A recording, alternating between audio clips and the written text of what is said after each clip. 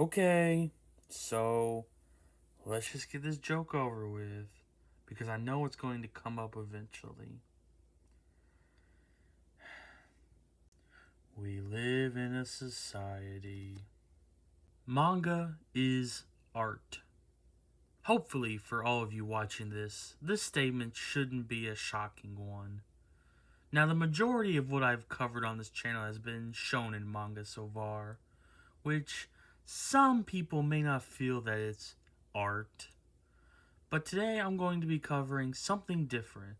I'm going to be reviewing my first Gecko.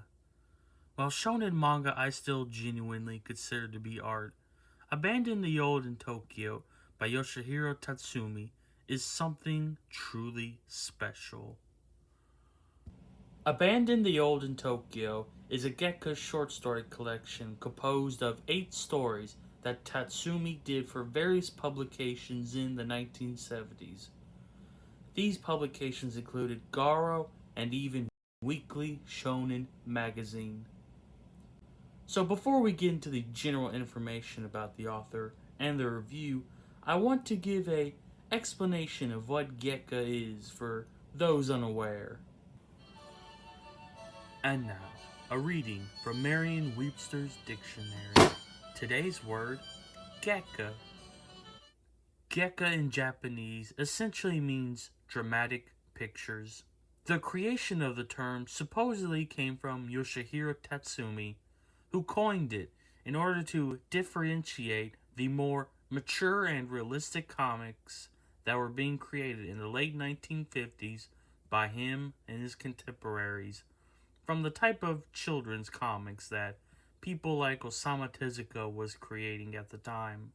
Gecko as a term was also used to describe shock comics created in the late 1960s, but Gecko doesn't necessarily have to be comics with shock value. Just comics created specially for an older teen to adult audience, with themes that reflect this intended readership. The history of Gecko really deserves a video of its own, which I plan to do eventually, but the upcoming introduction on Yoshihiro Tatsumi should provide you with a brief taste of its early history. And with that, we conclude our reading of the Merriam-Webster's Dictionary.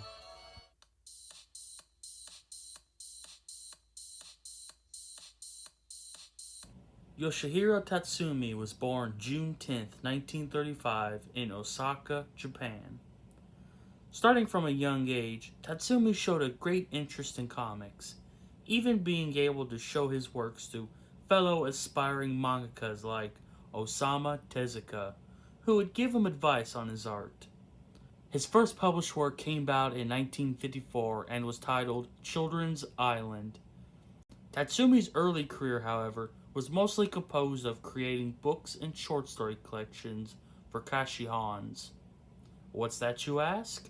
Well... And now, for another reading from the Merriam-Webster's Dictionary. Kashihan refers to book rental libraries that became extremely popular in early post-war Japan. The rental libraries were just that. They were libraries where you could rent a book for a small fee. It's thanks to these rental libraries that we see the beginning and evolution of the Gecko manga.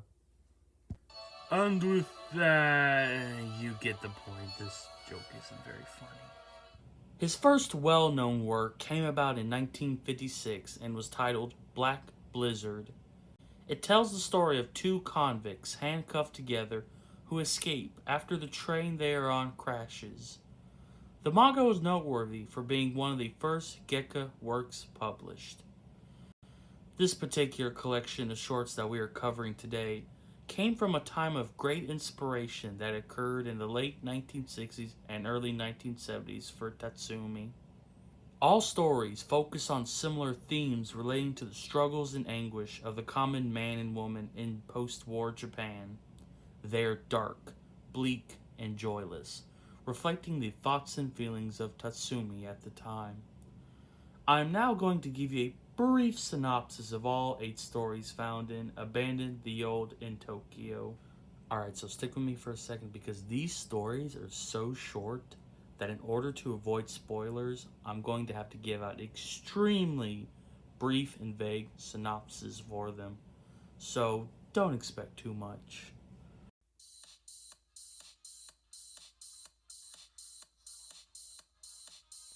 The first story, Occupied, is about a manga artist who is struggling at his current job working for a children's manga publisher.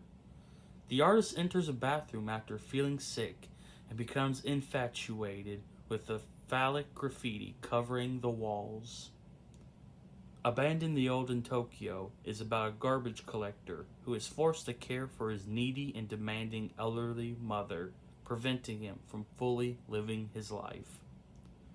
The Washer is about a window washer who observes the president of a company in an illicit affair through the window. Beloved Monkey was my favorite story in the book. It's about a factory worker who lives a simple life surrounded by simple material things that he claims to make him happy, along with his pet monkey. His life seems to be turning around, however, after he meets a woman at the zoo. Following that, we come to Unpaid, the most disturbing story in the book. It's about a pitiful company president whose company has gone out of business due to debt. The Hole is about a man who is wandering through the countryside when he encounters a woman who leads him to a hidden hole, trapping him, refusing to let him out. Forked Road is about a drunk man who reminisces about a specific time in his childhood when he became friends with the bartender that serves him. Finally, there's the story Eel, which is about a sewer cleaner and his deteriorating relationship with his pregnant wife. And that's all I'm going to reveal to you.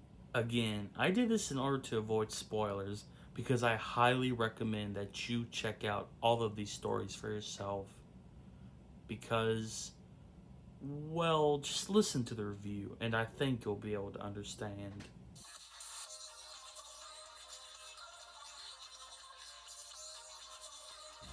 Starting with the art, it can be a bit crude and simplistic, but that's done intentionally. It's done in order to accentuate the morals and the themes of the stories being presented to us. I especially enjoyed this sequence here in the story, Abandoned the Old in Tokyo.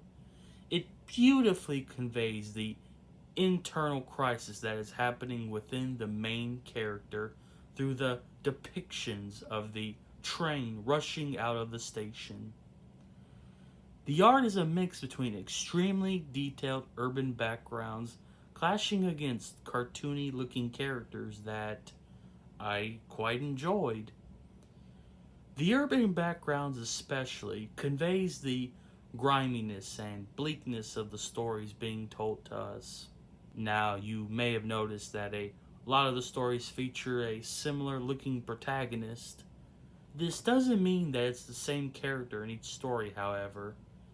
The artist has stated that this character is supposed to represent his views.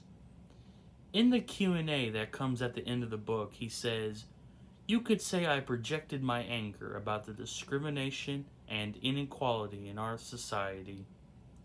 Moving on to the story, I could spend hours talking about the deeper meanings of the stories, but that's not what this video is about. I'm just going to be providing you all with my critical thoughts about the quality of the stories, and if I discuss the deeper meanings, then a very quick mention and probably something very surface level. If it isn't already obvious enough from the way that I've been hyping this manga up, then let me just tell you outright that I absolutely loved this collection of short stories. They are top-notch in providing readers with a sort of snapshot of the thoughts, attitudes, and actions of working and impoverished people in the post-war period of Japan. The stories are intense and meaningful, but can be difficult to unpack and fully comprehend in some cases. I have a hard time fully understanding the message of Forked Road, for instance.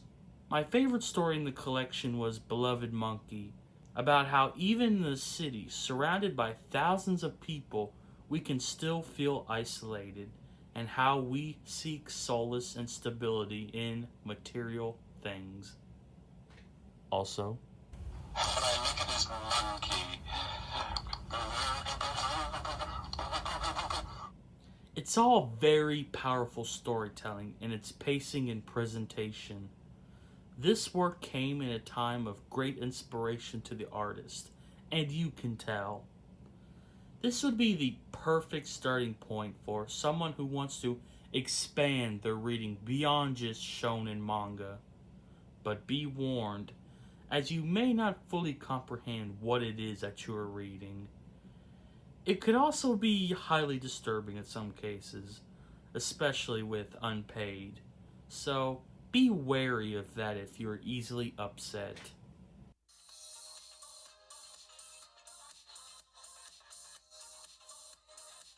Abandon the Old in Tokyo is a truly magnificent display of the power and artistry the media of manga has to offer. It may not be for everyone, however. For some, the content of the book might just go over their heads, and they won't be able to fully appreciate it.